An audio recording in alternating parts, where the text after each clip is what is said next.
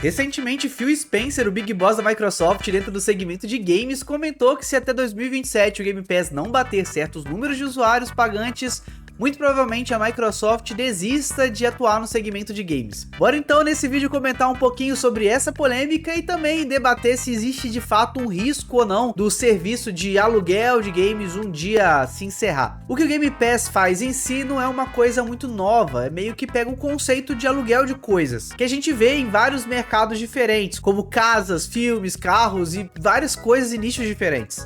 Esse conceito de você poder pegar algo emprestado por determinado tempo, pagando uma quantia bem abaixo do que de fato vale aquele item, é algo que possibilita que a gente tenha acesso a certas coisas, como um teto, de forma bem mais fácil, ou pelo menos acessível, ou te dá a possibilidade de por um certo período de tempo ter acesso a algo que você não teria condições de comprar, de obter, e que nem sempre você também precisa daquilo eternamente. Dentro desse universo de entretenimento, o próprio aluguel de filme sempre foi algo muito popular, porque raramente a gente assiste o mesmo filme todo final de semana, quem sabe mais de uma vez até no próprio ano. Então, entre pagar R$40 para ter acesso a um filme para toda a vida ou R$5 para você assistir uma vez só, que já é o suficiente, acho que você nem precisa pensar muito dependendo do tipo de pessoa que você é. O próprio serviço do Game Pass, que estaria talvez para a Netflix dos jogos, é muito vantajoso a partir do momento que você aproveita bem mais de um jogo dentro do catálogo no mesmo período de 30 dias ou um mês. Caso você jogue apenas um jogo que tá no catálogo da Game Pass, talvez esses R$30, R$50 que você gasta mensalmente, poderia ser melhor aplicado numa parcela daquele jogo que você tá jogando direto e é o único que você tá jogando. Mas a realidade, eu tô tirando essa informação do meu anos de experiência e observando os meus amigos, a galera da nossa comunidade, a grande maioria das pessoas que zeram um game e se é que conseguem zerar ele, se vão até o fim, se não largam no meio do caminho, depois nunca mais pegam naquele título novamente e se pegam é daqui a anos, quando bate uma nostalgia, uma vontade de tentar de novo. Alguns sim ficam de fato uma eternidade da vida jogando Dark Souls várias e várias vezes e correndo aquele jogo, mas isso é muito minoria. Tirando os games, né, de fato competitivos, multiplayers, como LoL, FIFA, Call of Duty, jogos de campanha é difícil de alguém se fixar por meses e o mesmo jogo. Sem falar que se você assinar pelo Game Pass, se você não gostar, você só desinstala. Você não perde a grana toda que você pagou naquele jogo, ou fica tendo dor de cabeça com reembolso, e dependendo da sua plataforma nem reembolso tem, né? Além disso, o serviço do Game Pass também gera acessibilidade, visto que você não precisa ter um console da Microsoft e nem um PC bom. Você pode sim jogar os jogos em um Xbox Series ou num PC, mas você também pode jogar esses mesmos jogos em celulares e Smart TVs pela nuvem, dentro do pacote Ultimate. Pensa comigo, R$50 por mês para você ter acesso a uma biblioteca infinita de jogos e jogar na sua televisão, no seu celular, é muito mais barato que se você pegar um Xbox Series X e parcelar ele em 24 vezes. E você só precisa pagar enquanto você estiver usando. Se você cansar, dropa. E outra coisa, se você descobre um jogo dentro do aluguel que talvez você nunca pagaria o valor cheio dele ali, mas você descobre e gosta, nada te impede de no futuro, quando o jogo tiver bem mais baixinho o preço, você comprar e adicionar sua biblioteca fixa. Por que não? Então, porque tá rolando uns boatos de que mesmo com todas essas vantagens e sucesso, esse modelo de negócio ou o Game Pass em si vai acabar. Apesar de ser muito benéfico para nós usuários,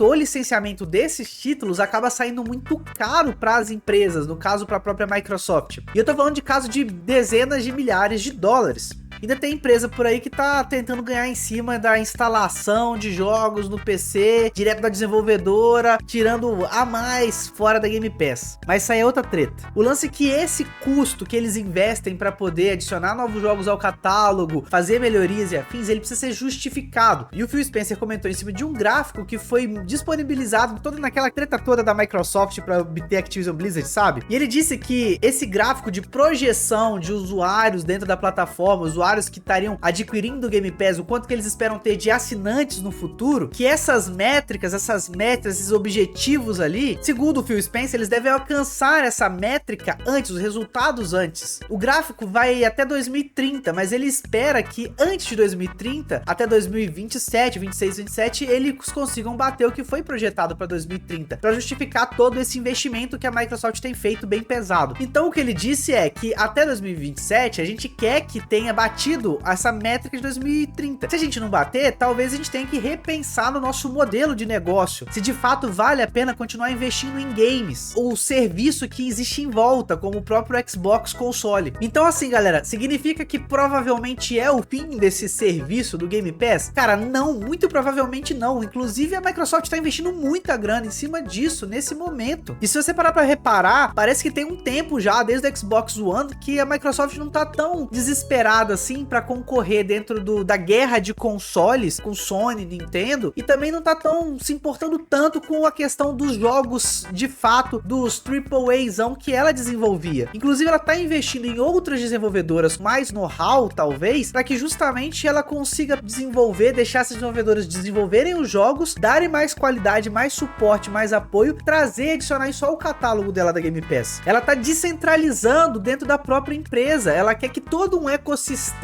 ali em volta seja gerado, seja desenvolvido. Galera, vamos falar a verdade, é muito mais benéfico você ter vários estúdios diferentes desenvolvendo vários jogos, premissas totalmente diferentes, do que você deixar tudo centralizado na mão de uma única empresa. Não tô falando que os jogos da Nintendo são ruins, que os jogos da Sony são ruins, muito pelo contrário, os exclusivos deles são muito bons, mas a gente fica muito dependente de ter aquela plataforma, de pagar o preço daqueles jogos, e quando você permite que várias outras empresas desenvolvam vários jogos, com você tendo apoio financeiro ali, basicamente a empresa tem uma liberdade para criar do jeito dela, e depois você só adiciona aquilo no seu catálogo, você adiciona aquilo dentro da sua plataforma, no seu ecossistema. E nada impede também da empresa lucrar com esses jogos nos ecossistemas de outras, como no próprio PlayStation 5 e no Nintendo, porque o foco da Microsoft não é mais tanto exclusividade, tá entendendo? E assim como o Xbox 360 na 7ª geração, anos atrás, a gente não conseguia vislumbrar o impacto daquele console, daquela entrada da Microsoft dentro do segmento dos games, a gente não conseguia vislumbrar como aquilo ia impactar dentro do nosso cenário dos games, porque a gente estava vivendo aquilo. Nós talvez não estamos conseguindo ver o impacto do Game Pass agora, porque a gente está vivendo isso nesse momento. Mas cara, é só você parar para analisar um pouco como as outras empresas de games estão se desenvolvendo em cima disso. A própria PlayStation tá lançando o serviço dela de aluguel de jogos e de streaming, que é caro pra caramba, e acho que a Ubisoft também tá com um modelo de aluguel de jogos que também, na minha opinião, é muito caro pela biblioteca que tem ali dentro. O GeForce Now tá com um serviço de nuvem. Várias empresas estão começando a trabalhar, entender que existe Game as a Service ou coisa do tipo, estão começando a entender que é mais do que você ficar preso a uma plataforma para jogar um jogo. E elas estão de fato se preocupando com isso. Talvez não tanto a Nintendo, mas o resto, o lance só que a Microsoft foi uma pioneira, vamos assim dizer. Ela pegou primeiro, ela tinha grana para injetar e investiu nesse serviço que ele ia acabar acontecendo de um jeito ou de outro. E muito provavelmente o que vai acontecer com o Game Pass agora, com esse serviço de modalidade de aluguel de jogos, vai acontecer igual foi com a Netflix, que começou tendo a Netflix, todo mundo assinava a Netflix, que era o que tinha, e depois várias outras começaram a ter, HBO, Disney e por aí vai. E hoje parece que os serviços de streaming são TV a cabo, que você tem vários para assinar todo mês. E muito provavelmente isso vai acontecer dentro do universo dos games. Então se a gente parar pra pensar como é que tá fluindo a tendência, como é que tá a aceitação, muito provavelmente em 2027 eles vão bater isso, vão bater essas métricas, e o Game Pass não vai acabar, ele vai aumentar. E se por acaso ele não vier a bater de fato, muito provavelmente vão ter ajustes ali no modelo de negócio, porque a Microsoft é uma empresa muito resistente, uma empresa com muito know-how dentro do âmbito de business, e eles vão conseguir lidar, refatorar o produto ali,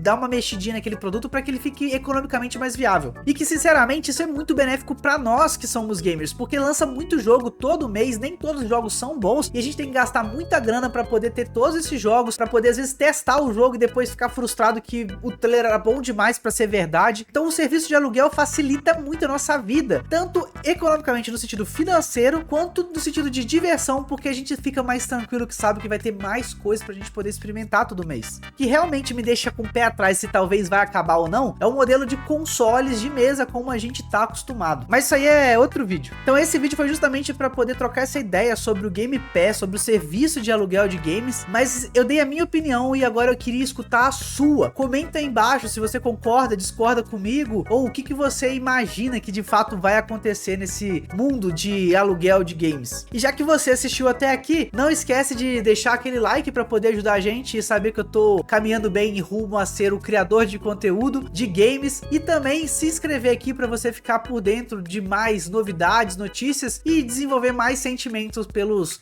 jogos. E se você tá aqui, eu já imagino que seja a sua, a nossa paixão. Beijo desse seu popote, um grande abraço e até a próxima.